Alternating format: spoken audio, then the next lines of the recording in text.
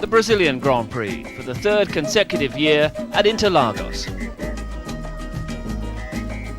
Mansell's early season dominance made him very popular even in Senna's hometown of Sao Paulo. The world champion, though, was keen to repeat his 1991 win on the Interlagos track. Reacting to Williams' crushing start, McLaren had brought 6 cars to Brazil, including 3 brand new MP47s. All that was in vain, however, as Mansell again utterly dominated qualifying, until Saturday afternoon, that is, when he had this moment of truth with Ayrton Senna.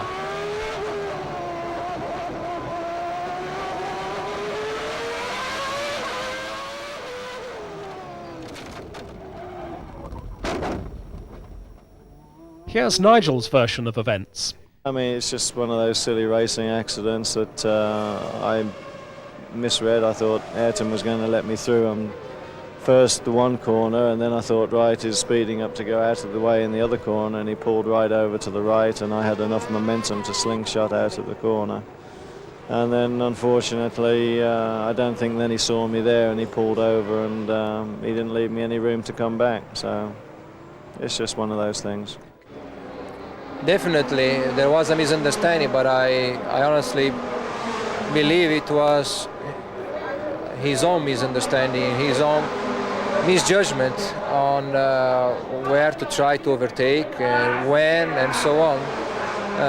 I only saw that something happened to him when I was out of the corner already, and it happened under braking at that corner when we were both going slow. So I don't know what happened with him. We never touched, you know. But of course, something went wrong for him, and he probably lost the car, and as a consequence, hit the wall. As all of Brazil was gearing up for the race, the question arose on Saturday afternoon whether Mansell would be able to start the race. But by Sunday morning, it was clear he would, as his injuries were only minor. Mansell's 20th pole position was a major achievement, as he was more than a second faster than Patrese and more than 2 seconds faster than Senna. Could anybody stop Mansell? Was the new McLaren a technological match for the Williams? That's what Senna was certainly thinking about as he prepared to start his home race.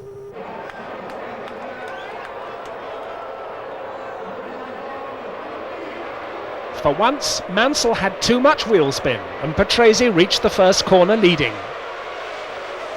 Senna started well, but once again he could only watch the Williamses as they pulled away.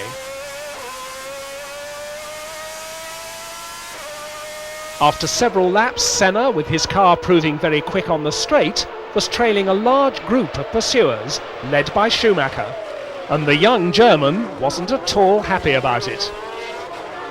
Ayrton was quite slow. I was always quicker than him, but there was no chance to overtake him. And then he started, I would say after 10 laps, he started to play a game, I don't know. He couldn't finish, and he just braked us in the slow corner where no chance was to overtake. In the straight, he just go on the throttle back and drove away from us. And once there was a situation, he let me pass, came in the slipstream and passed me back, just to do it like this, that somebody else can overtake me, you know. And I'm really upset about Ayrton. I think it is not really necessary for a 3-time world champion to do something like this. It all ended on lap 17 when Senna was terminally stopped by electrical problems, retiring from his second race in a row.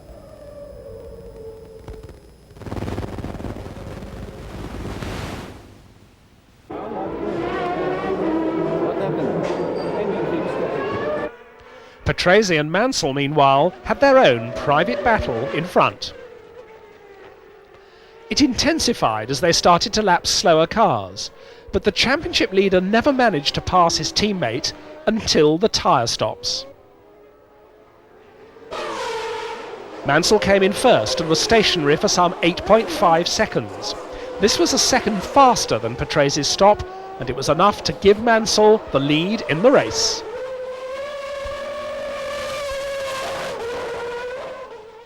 Behind Schumacher, the fourth-placed battle between Alesi and Brundle ended in tears.